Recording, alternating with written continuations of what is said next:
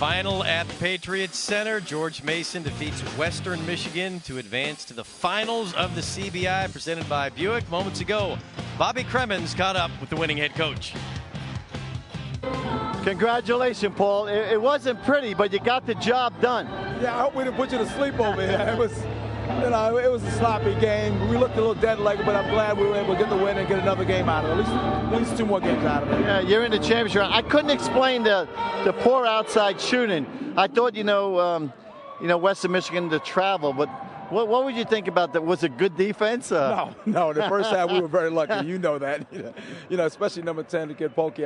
He missed some threes that, watching tape he normally makes. Maybe the travel, but we were very fortunate in that first half. Yeah, I thought Ardledge, a young player for you, and that's what a tournament like the CBI does for a very young team like you. Does great things for these young players. Absolutely. Again, you're playing an elimination situation. We're getting a lot more possessions, a lot more reps, and we're probably moving the ball better than we have all year.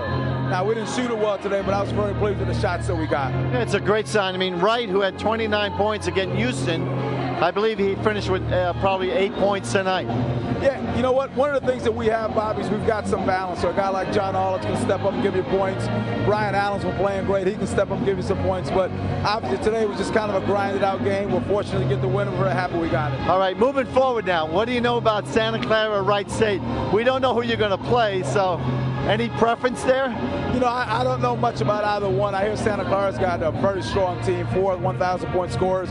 I know Bill Donald, I'm pretty sure, is the coach of Wright State. He does a great job. I remember his dad. His dad was a 5-star guy, if you remember. He was. So I know either way we're going to get some good experience out of it. Well, another 20-game season for you, and only your second season, so congratulations. I think I'll be back here. I like that. I like that. All right, congratulations, Paul. All right. Camaraderie between the two former head coaches at Georgia Tech are Bobby Cremins and Paul Hewitt. One half of the bracket is set. George Mason will face the winner of Santa Clara, who's at Wright State in the best-of-3 series. Coach Bobby, I thought your point was well made to Paul, that good to get a win when you're not playing your best. Oh, yeah, as a coach, when your team doesn't play well and you win, you're satisfied, but obviously, you need to play much better. It was a sloppy game, as Paul alluded to. I think, both teams were a little tired. There was some pressure to get to the championship round. Highlights from the game. Western Michigan came out. We wondered how they would deal with the travel. They started out outstanding. First play of the game, you think, wow, who are these guys? Yeah, Hutchison showing his athletic ability, and the point guard, Austin Ritchie, hitting a couple of threes early on, but all of a sudden, here comes that pressure. What a beautiful pass from Allen there. And look at the defensive rotation here. And Allen again with the interception. Yep. And beautiful skip-through move. In the second half, you knew something would need to change for the Broncos if they were going to climb back in it. They had a lot of opportunities, just couldn't capitalize on enough of them. Yeah, well, I was really happy to see the big guy, Winton, who had 0 points in the first half. Didn't do much. I was really glad to see him get involved. But watch this shot by Ardledge. Gets fouled, throws the ball up, and it goes in. And all of a sudden, the Patriots took complete control of the game.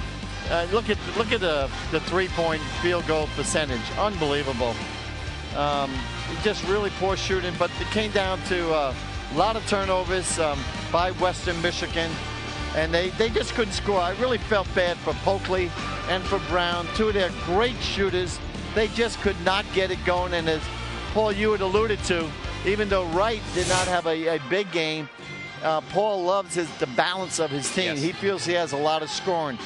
But Western Michigan, they really needed Brown or Pokley, and then when Pokley finally hits a 3, it's nullified because of an offensive charge. That was a backbreaker for Western Michigan. Arledge with that scoop and prayer, that's how you get to a career night. He had a career high 23, and George Mason advances to the final round of the CBI presented by Buick by way of a 10-point victory over Western Michigan.